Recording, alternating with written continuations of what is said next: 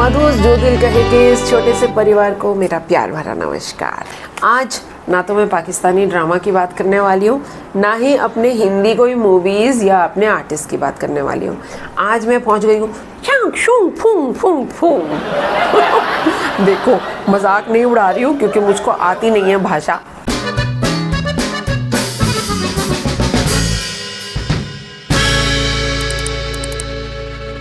Korea के बड़े सारे ड्रामे जो है ना अभी अवेलेबल हैं, यूट्यूब पे भी हैं और नेटफ्लिक्स पे भी मैं देख रही हूँ।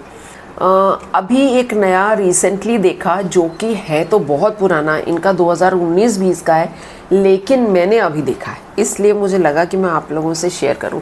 हमारा प्रॉब्लम क्या होता है, अब हमें कोरियन भाषा नहीं आती है लेकिन ये हिंदी में डब्ड है, तो अगर वो हिंदी में डब्ड है तो मेरी problem solve, I can easily watch it.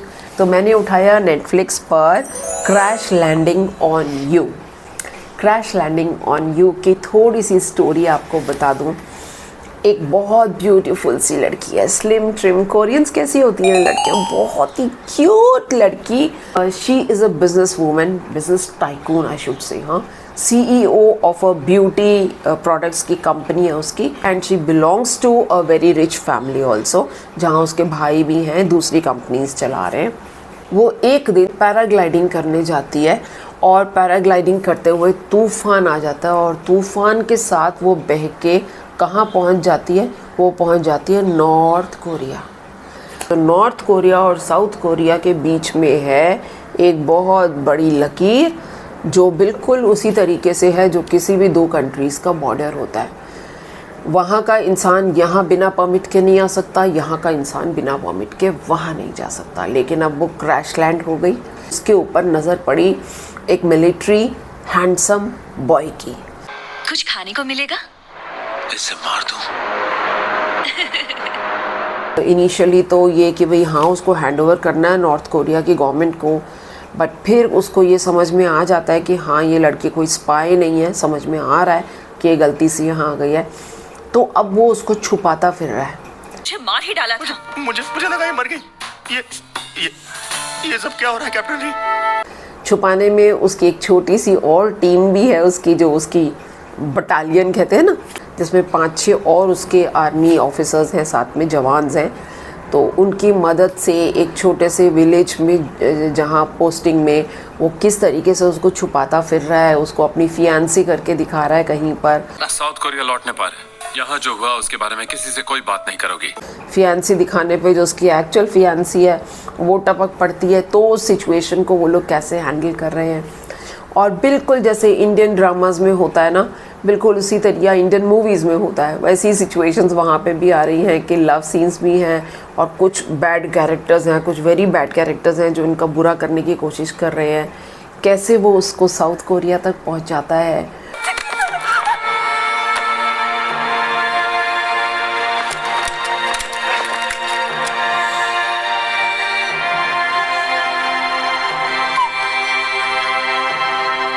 और फिर साउथ कोरिया में आके खुद फंस जाता है और फिर कैसे वो वहाँ से वापस अपने नॉर्थ कोरिया जाता है।